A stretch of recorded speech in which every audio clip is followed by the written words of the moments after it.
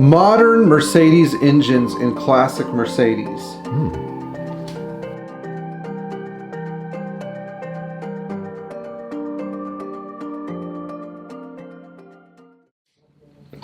So this is a concept we've touched on a little bit, and some people will say, well, instead of an LS engine, why not an M113 engine?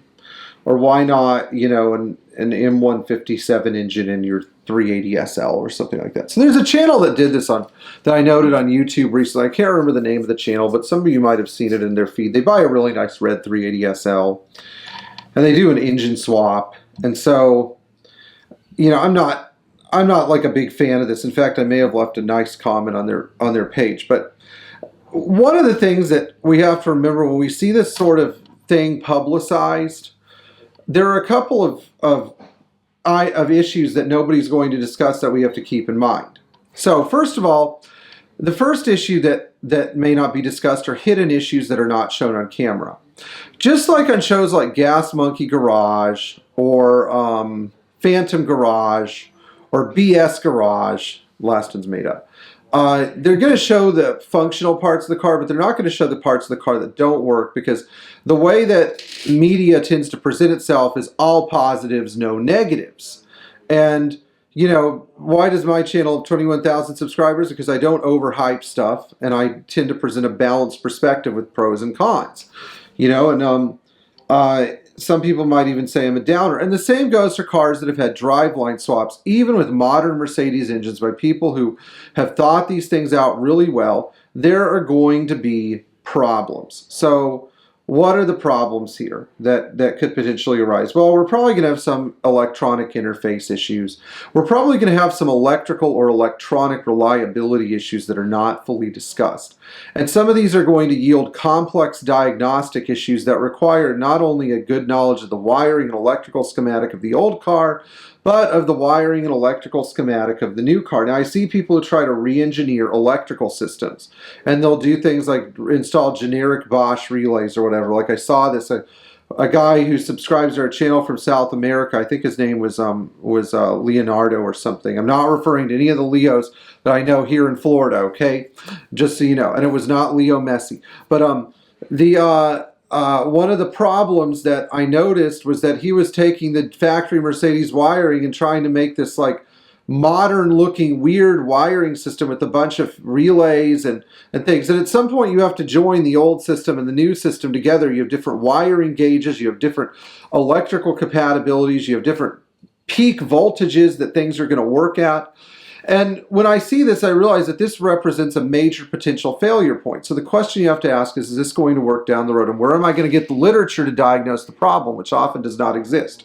With this modern 380SL conversion that this one YouTube channel is doing, what they're not doing is writing an entire book on how the car is put together. They're just doing it and sort of winging their way through it, because that's what you have to do. Now, second of all, I will make an argument for the older engines too. Modern engines are extremely difficult to diagnose. My friend Jamie and I were talking about this earlier today. Jamie is an ex-Mercedes engineer, so to him everything is simple. But when you're not an ex-Mercedes engineer and you don't have an SDS system, and you don't even have the technical capability to diagnose a failing LED circuit or CAN bus data network, what are you going to do? It's much easier to diagnose a CAN data bus failure when you're an ex-engineer, isn't it? But it's much easier to diagnose a simple electrical failure with a KE control unit when the control unit goes down and the car still runs, because you're not under immediate pressure to get the car, because the car still runs. You're not under the gun. And this is the beauty of Mercedes engineering. I keep going back to the statement. Analog über alles. An analog system is always superior to an electronic system. How and why? Because 100% of the time, an analog system will be easier to diagnose and repair. 100% of the time, an electrical system will gravitate, or an electronic system will gravitate towards failure and will eventually fail. This is one of the reasons why I don't like to do engine swaps, because I see the 155 horsepower, 3.8 liter 8-to-1 compression engine in the 380 SL is superior in all other ways except performance. And I mean, once you're able to hit 100 miles an hour, you're fine. If you can do 100 in a car, good enough. It's superior in all ways except performance. And you know what? At the end of the day, it has enough performance to go. I mean, a 1970 220D with 57 horsepower performs well enough to be used in 90% of this giant country, you know?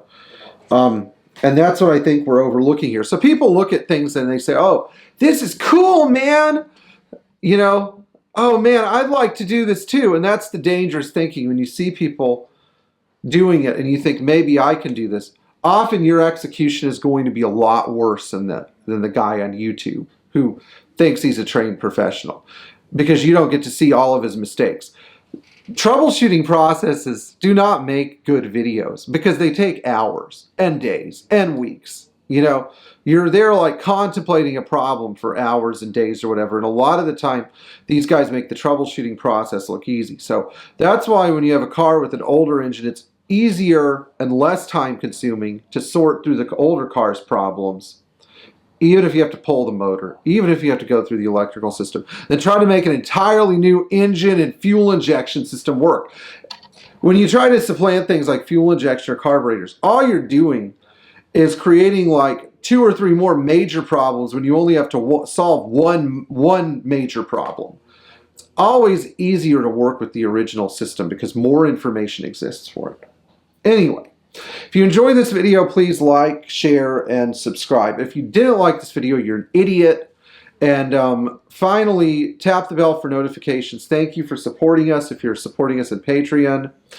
And, you know, appreciate your classic Mercedes for the analog car that it is. Because you know why automotive manufacturers quit making analog cars? Because they don't want us to have control over our cars anymore. They want the dealers to make all the money. You know, they want us to trade them in. So just remember that they didn't get replaced by something better. They got replaced by something more profitable. See you guys later.